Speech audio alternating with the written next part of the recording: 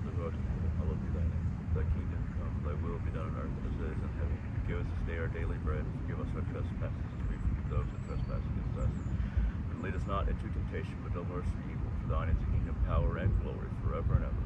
Amen.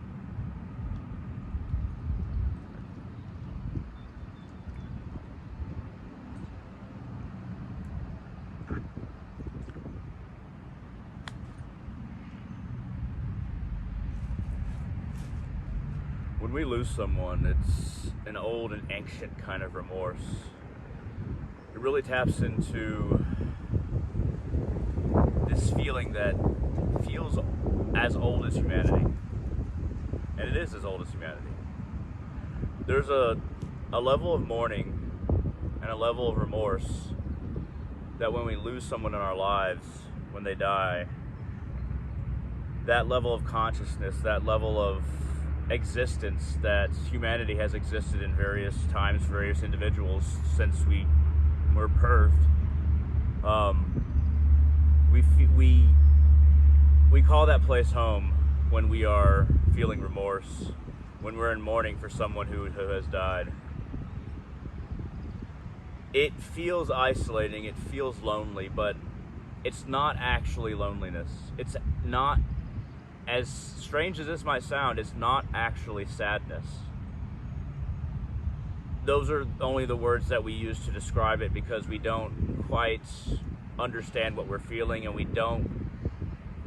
most of us aren't well versed in different levels of consciousness and how it manifests and how human beings have kind of created this underlying subconsciousness. I'm not going to say it's low or high, actually. It's this different level of consciousness that we naturally fall into, this almost pocket dimension of consciousness that we naturally fall into when we lose someone. That is remorse, mourning, loneliness.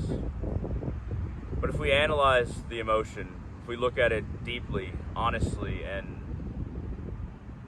kind of immediately, there should be immediacy to it rather than, it should be reflection and immediacy and experience of the moment should all be one when we look at this feeling.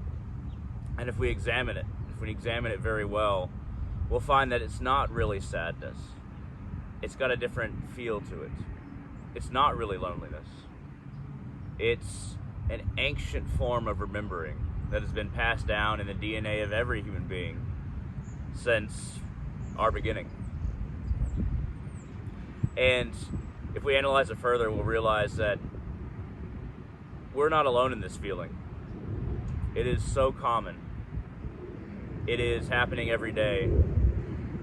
We often get mad at the universe or God when it happens to us, but people lose people every day. That doesn't mean that we shouldn't be frustrated.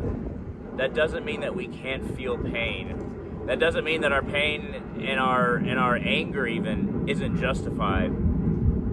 It just means that we're not actually alone. And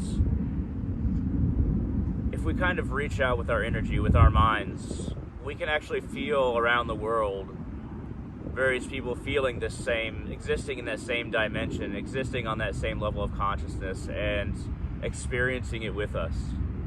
We're not alone in what we feel, and it's being felt every day and has been felt every day since humanity's beginning. It's not so much about having thick skin. It's about having perspective. Perspective doesn't mean that you're hard, unfeeling, or too logical. It just gives you, a view of the grander picture and a relationship to the ability to move on and how to move on. Perspective allows us to move on as well. Tears should be shed. Pain should be felt. Frustration should be had. But it's all so much more than us as well.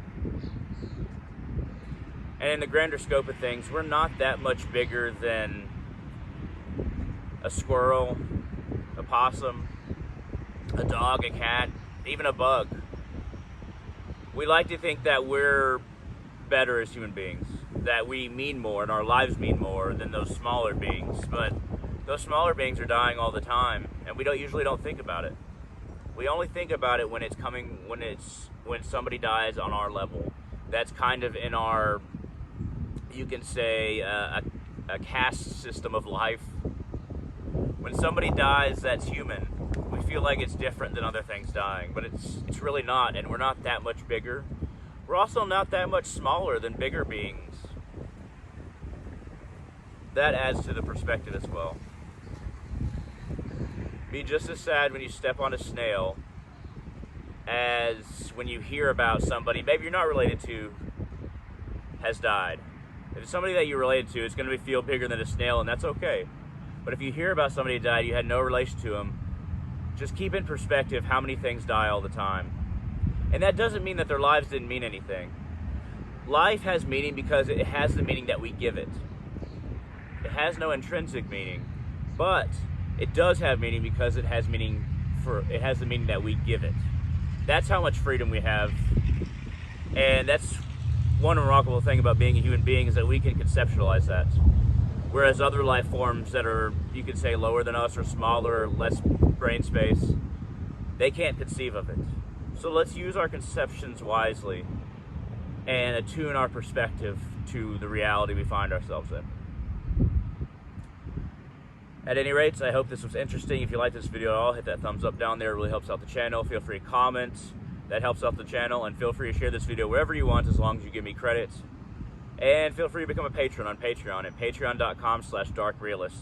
A little bit of money a month, support the work, and you get access to all my YouTube videos in one place and a little bit of extra content. At any rate, I hope this has helped you. Keep perspective, contemplate life, understand death, and all of you have a wonderful day.